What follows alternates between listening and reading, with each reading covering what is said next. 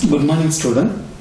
Today now teach the topic electric field of the dipole along the axial line. அப்படினா என்னங்க sir என்ன பார்க்க போறோம்? We take two source point and one testing point to find out total electric field. So இந்த concept தான் இதல பார்க்க போறோம். ரெண்டு சோர்ஸ் பாயிண்ட் எடுத்துக்கிறோம். ஒரு டெஸ்டிங் பாயிண்ட் எடுத்துட்டு அந்த டெஸ்டிங் பாயிண்டோட டோட்டல் எலக்ட்ரிக் ஃபீல்டு என்ன வாட் அதை தான் பார்க்க போறோம். So this is the axial line. Take two source point, one point minus q and another point plus q, and we take a testing point. So ரெண்டு source point எடுத்துக்கிறோம். இந்த ரெண்டு source பாயிண்ட்ஸ்ல இருந்து சம் டிஸ்டன்ஸ்ல இருந்து ஒரு டெஸ்டிங் பாயிண்ட் எடுத்துக்கிறோம். So the testing point ஓட total electric field என்ன அப்படிங்கறது ஃபைண்ட் அவுட் பண்ண போறோம். So இங்க origin O minus q ல இருந்து O வரைக்கும் உள்ள distance A, இந்த O ல இருந்து plus q வரைக்கும் உள்ள distance A. So the origin ல இருந்து testing point க்கு உள்ள distance R. So minus q க்கும் plus q க்கும் உள்ள direction P vector.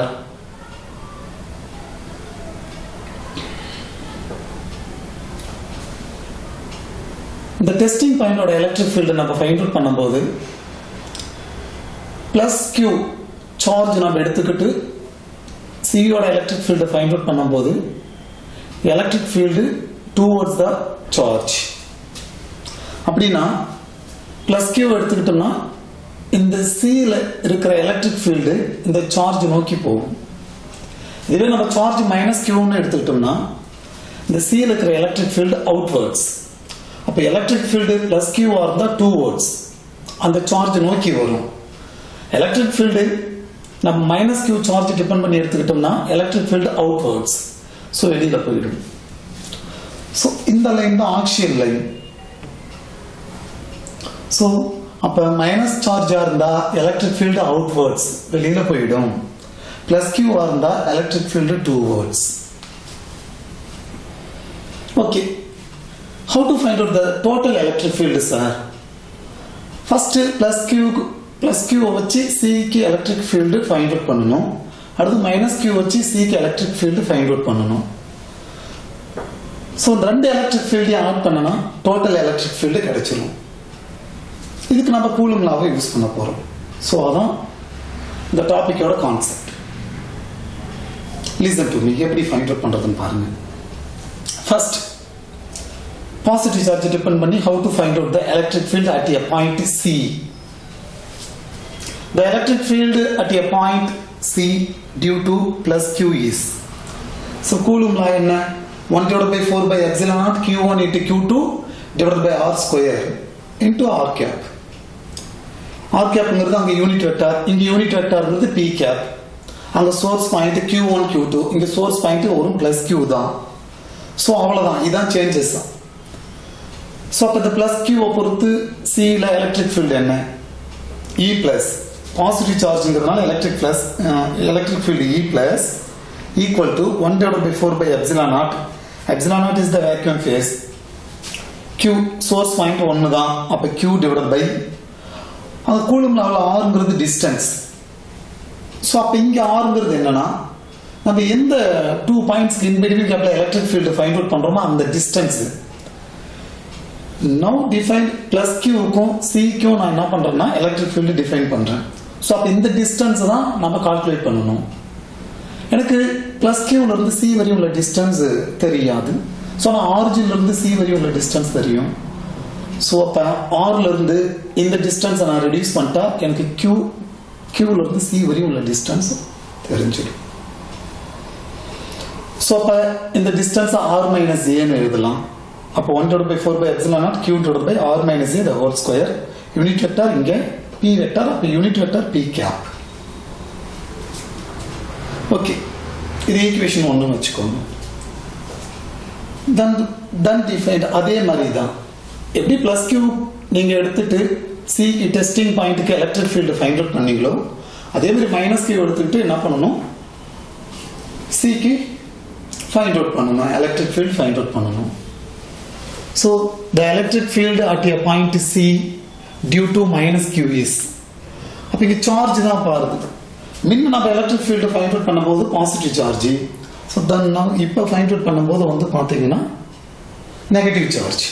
ஸோ இங்கே நெகட்டிவ் சார்ஜ்ங்கிறதுனால எலக்ட்ரிக் ஃபீல்டு மைனஸ் இ மைனஸ்ன்னு போட்டுருக்கோம். இ மைனஸ் வெக்டார் எலக்ட்ரிக் ஃபீல்டுக்கு எப்பவுமே டைரக்ஷன் இருக்கும் ஈக்குவல் டு நெகட்டிவ் சார்ஜ்ங்கிறதுனால மைனஸ் 1/4/0. ஸோ கியூ போட்டுக்கிறோம். இப்போ மைனஸ் கியூ வச்சு நம்ம எலக்ட்ரிக் ஃபீல்டு சிக்கு ஃபைண்ட் அவுட் பண்ணுறதுனால நீங்கள் மைனஸ் கியூலேருந்து சிக்கு உள்ள டிஸ்டன்ஸ் தான் ஃபைண்ட் அவுட் பண்ணணும். அப்போ இதுலேருந்து இதுவரையும் உள்ள டிஸ்டன்ஸ் என்ன? Already origin in between origin to C distance என்னது R.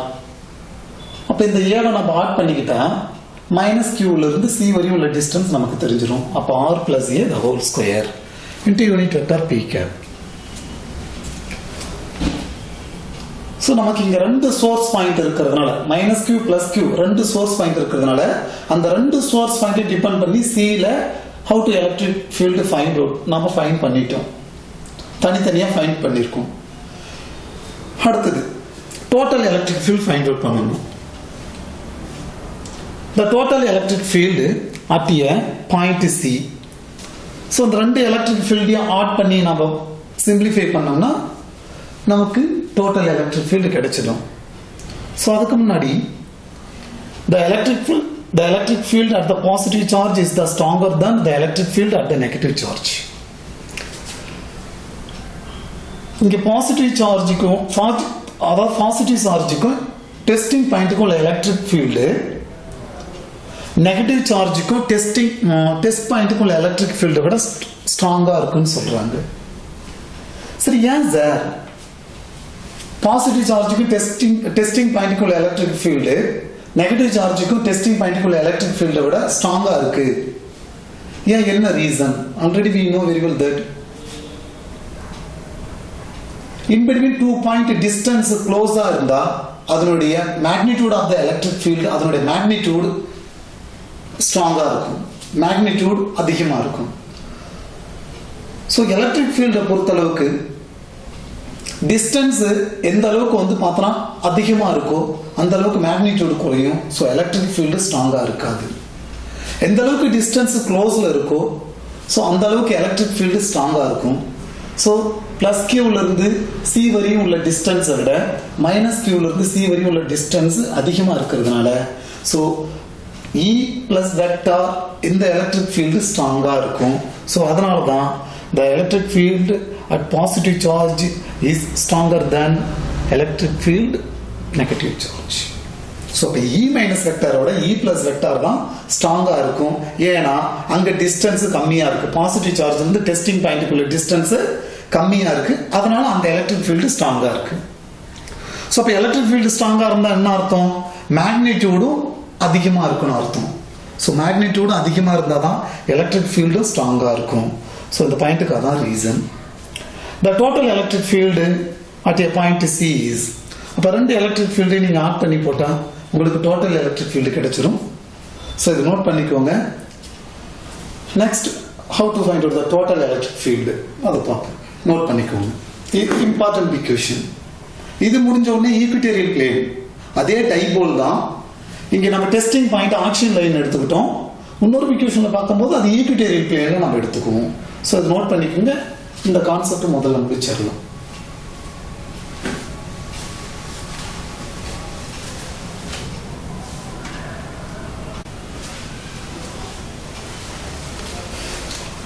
Next student total electric field find out பண்ண போகிறோம். ஸோ அதுக்கு சூப்பர் பொசிஷன் பிரின்சிபலாக நம்ம யூஸ் பண்ணுறோம்.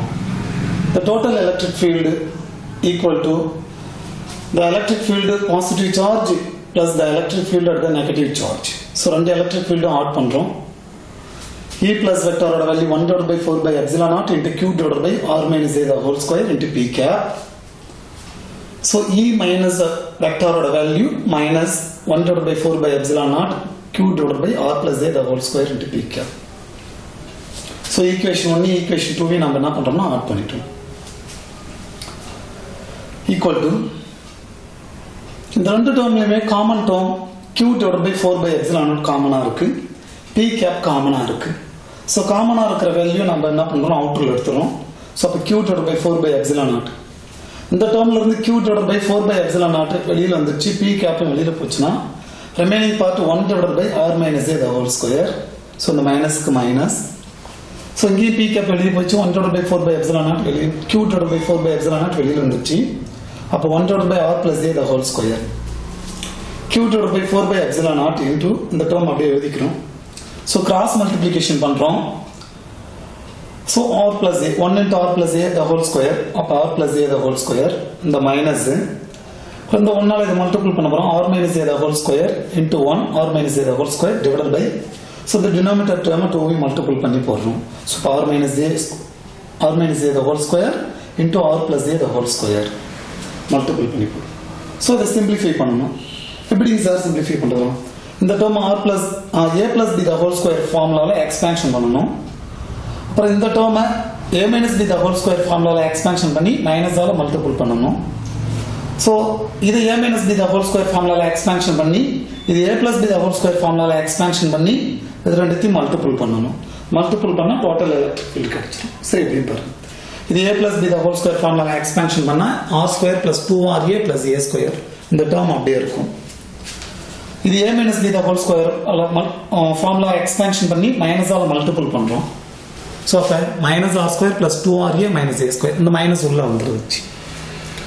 அப்புறம் இது a minus b the whole square a plus b the whole squareல expansion பண்ணி போட்டுட்டோம். இது அந்த ஃபர்ஸ்ட் டேர்ம், இது அந்த செகண்ட் டேர்ம் எக்ஸ்பேன்ஷன் பண்ணி போட்டுட்டோம். இன்ட்டு இந்த p கேப்க்கு p கேப் இங்கே இருக்கு. ஸோ ஈக்குவல் டு இந்த டேர்ம் அப்படியே நம்ம ரைட் பண்ணிக்கிறோம், q divided by 4 by epsilon naught. So plus r square minus r square cancel ஆகிடும், அடுத்து plus a square minus a square cancel ஆகிடும். இங்க ஒரு பிளஸ் 2ra, இங்க ஒரு plus 2ra 4ra divide by, நீங்க இப்போ இதை இந்த டேர்ம்ல இருந்து டேர்மை மல்டிபிள் பண்ணணும். ஃபர்ஸ்ட் என்ன பண்ணணும்னா r ஸ்கொயர் எடுத்து இந்த மூணு டேர்ம் கூட மல்டிபிள் பண்ணணும். ஃபர்ஸ்ட் r ஸ்கொயரை மல்டிபிள் பண்ணணும், r ஸ்கொயர் 2ra மல்டிபிள் பண்ணணும், அடுத்தது r ஸ்கொயர் a ஸ்கொயரை மல்டிபிள் பண்ணணும். தென் we take second term, multiple 2 3 terms. So 2ra எடுத்து r square கூட மல்டிபிள் பண்ணணும், 2ra கூட மல்டிபிள் பண்ணணும், அடுத்து a square.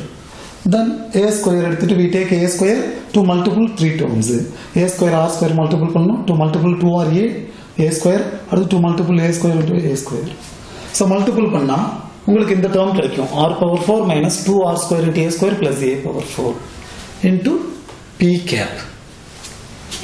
q divided by 4 by epsilon naught 4ra divided by, so இந்த r power 4 r square the whole square னு எழுதலாம். ஏன்னா இது மல்டிபிள் பண்ணா 2 2s are 4, r square the whole square minus 2r square into a square plus a power 4 a square the whole square னு எழுதலாம். The total electric field is equal to 1 divided by 4 by epsilon naught q 4ra. இது பாருங்க, a square minus 2ab plus b square. அப்ப a minus b the whole square ஃபார்மேட்ல இருக்கு. a க்கு பதிலா r square இருக்கு, அப்ப r ஸ்கொயர், b க்கு பதிலா a ஸ்கொயர் இருக்கு மைனஸ் a ஸ்கொயர், அப்ப r square minus a square the whole square. a க்கு பதிலா r ஸ்கொயர், b க்கு பதிலா a square into p cap. So இதுதான் டோட்டல் எலக்ட்ரிக் ஃபீல்டு. இப்போ நம்ம என்ன கான்செப்ட் பார்த்துருக்கோம்னா, ரெண்டு சோர்ஸ் பாயிண்ட் எடுத்துக்கிட்டு ஒரு டெஸ்டிங் பாயிண்ட் எடுத்துக்கிட்டு அந்த ரெண்டு சோர்ஸ் பாயிண்ட்டுக்கு டிபெண்ட் பண்ணி அந்த டெஸ்டிங் பாயிண்ட்ல டோட்டல் எலக்ட்ரிக் ஃபீல்டு என்ன அப்படின்னு நீங்க பார்த்துக்கிறோம். ஸோ இதுதான் அந்த டோட்டல் எலக்ட்ரிக் ஃபீல்டு. ஸோ இதுவே ஈக்விட்டரி பிளேன்னா என்ன, நம்ம டெஸ்டிங் பாயிண்ட் அந்த சோர்ஸ் பாயிண்ட் நேரா அந்த லைன்லயே நம்ம எடுத்துக்கிட்டோம். ஆனா ஈக்விட்டரி பிளேன்லாம் அப்படி நம்ம எடுத்துக்க போறது கிடையாது. டெஸ்டிங் பாயிண்ட் ஒரு இடத்துல இருக்கும், சோர்ஸ் பாயிண்ட் வேற ஒரு இடத்துல இருக்கும். ஸோ அந்த டெஸ்டிங் பாயிண்ட்டுக்கு அந்த சோர்ஸ் பாயிண்ட்டுக்கு உள்ள டிஸ்டன்ஸை நம்ம ஃபைண்ட் அவுட் பண்ணி அங்க என்ன டோட்டல் எலக்ட்ரிக் ஃபீல்டு டெஸ்டிங் பாயிண்ட்டுக்கு அதை பத்தி பார்க்க போறது ஈக்விட்டோரியல் பிளேன். ஸோ இதை நோட் பண்ணிக்கோங்க. நெக்ஸ்ட் ஈக்விட்டோரியல் பிளேன் நான் டீச் பண்றேன். ஸோ இது ரெண்டுமே இம்பார்ட்டன்ட் ஈக்குவேஷன். கண்டிப்பா ரெண்டுத்துல ஏதாவது என்ன பண்ணணும்னா கேட்பாங்க, இது நோட் பண்ணிக்கோங்க. இதுல ஏதாவது டவுட் இருந்தது புரியலன்னா ஸோ கமெண்ட்ல கமெண்ட் பண்ணுங்க. Next class, next topic electric field of the dipole on the equatorial plane. இங்க along the axial line, அந்த லைன் மேலே அந்த பாயிண்ட் இருக்கு. So on the equatorial plane, equatorial பிளேன்ல அந்த டெஸ்டிங் பாயிண்ட் எடுத்துட்டு அப்போ டெஸ்டிங் பாயிண்ட்டுக்கு என்ன டோட்டல் எலக்ட்ரிக் ஃபீல்டு அதை பற்றி தான் ஃபைண்ட் அவுட் பண்ண போகிறோம். அதை பற்றி தான் நெக்ஸ்ட் கிளாஸ் பார்க்க போகிறோம். இது நோட் பண்ணிக்கோங்க.